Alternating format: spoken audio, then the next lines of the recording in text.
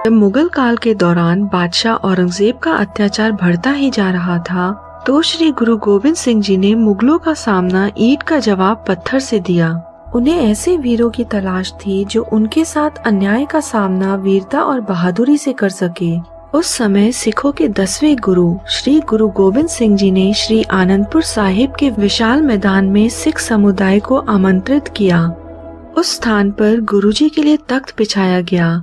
उसके पीछे एक तंबू था। गुरुजी ने नंगी तलवार हाथ में लिए एक विचित्र बात बोली, यह धरती बलिदान मांगती है, खून मांगती है यहाँ पर कोई जो मुझे अपना सिर दे सके?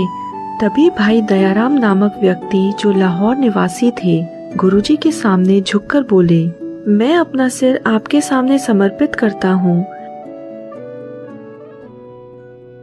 गुरुजी उसे पास खड़े तंबू में ले गए। कुछ समय पश्चात तंबू में से खून की धार बहने लगी।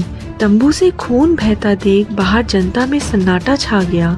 गुरुजी खून से भरी तलवार बाहर लेकर आए और बोले, मेरी तलवार अभी भी प्यासी है, खून मांगती है, बलिदान मांगती है कोई जो मुझे अपना सिर दे सके? इस बार भाई धर्मदास जो सहारनपुर से थे सामने आए और गुरुजी उन्हें भी तंबू में ले गए और कुछ देर पश्चात खून की धार बहने लगी।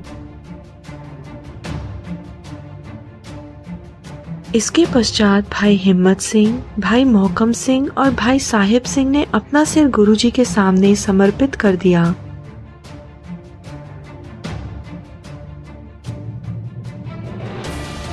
मैदान में सन्नाटा था। सभी सोच रहे थे 5 युवक मर चुके हैं, परंतु थोड़ी देर के पश्चात गुरुजी 5 युवकों के साथ केसरिया बाना पहने बाहर आए।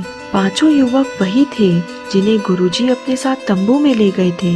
गुरुजी ने कहा, मैं इनका सिर काटने के लिए तंबू में नहीं ले गया था, अथवा मैं तो इनकी परीक्षा ले रहा था।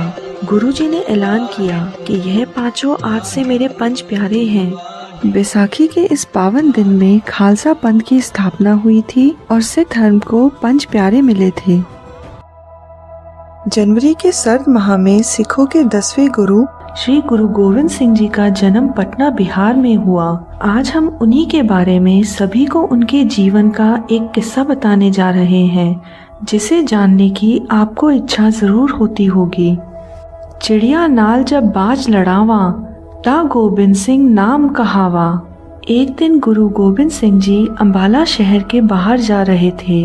वहाँ एक बहुत बड़ा बाग था। उस बाग का मालिक एक पीर अमीरदीन था। उसके पास एक काला बाज था। जब गुरुजी उस बाग में पहुंचे तो उस समय पीर अमीरदीन भी वहां मौजूद था। गुरुजी का सफेद बाज पीर को बहुत अच्छा लगा और वह यह सोचने लगा, इतना सुंदर बाज है, मैं किस तरीके से इस बाज को अपना बना सकता हूँ। उसने श्री गुरु गोविंद सिंह जी को चुनौती दी।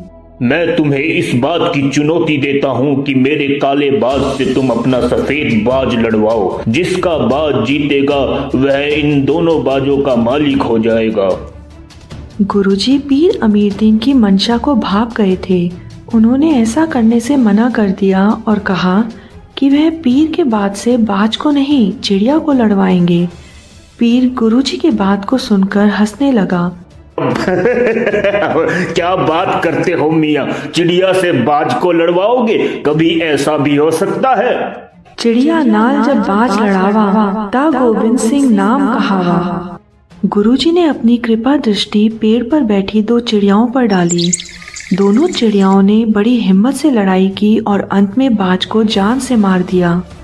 पीर को अपनी गलती महसूस हुई और उसने गुरुजी के मान में एक मंच बनवाया, जिस स्थान पर आज गुरुद्वारा बादशाही बाग है। यह गुरुद्वारा अम्बाला में स्थित है। गुरुओं की हर बात में राज था।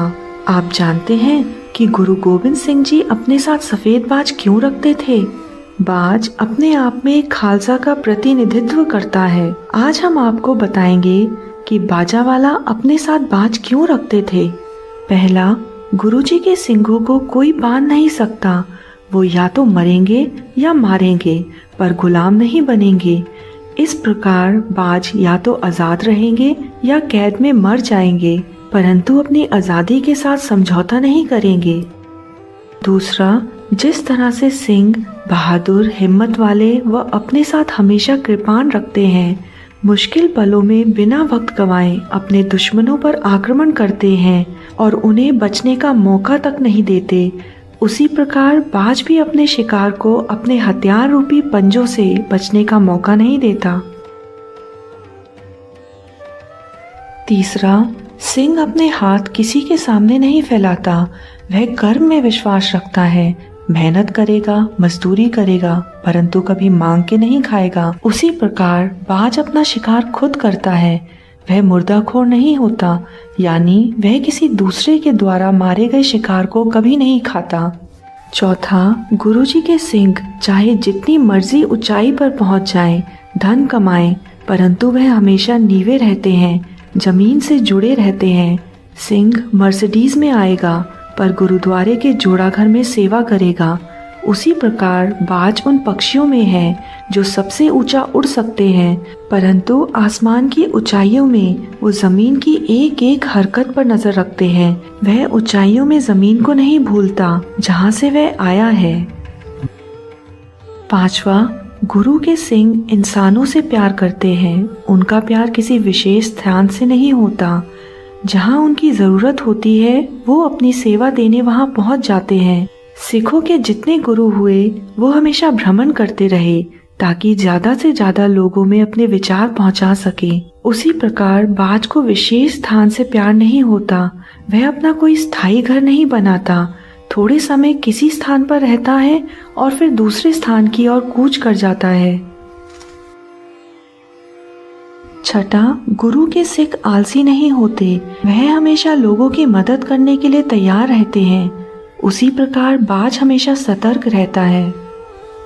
सातवां, धारा की दिशा में सभी चलते हैं, परंतु धारा के विपरीत दिशा में जो चलते हैं वो गुरु के सिंह होते हैं। जहाँ लोग डर के मारे अपने कदम पीछे कर लेते हैं, वहाँ सिंह अपनी जान की परवाह न करते हुए दुश्मनों से भिड़ जाते हैं। उसी प्रकार बाज भी हमेशा हवा के विपरीत दिशा में उड़ता है, जबकि और सभी पक्षी हवा के रुख की ओर उड़ते हैं।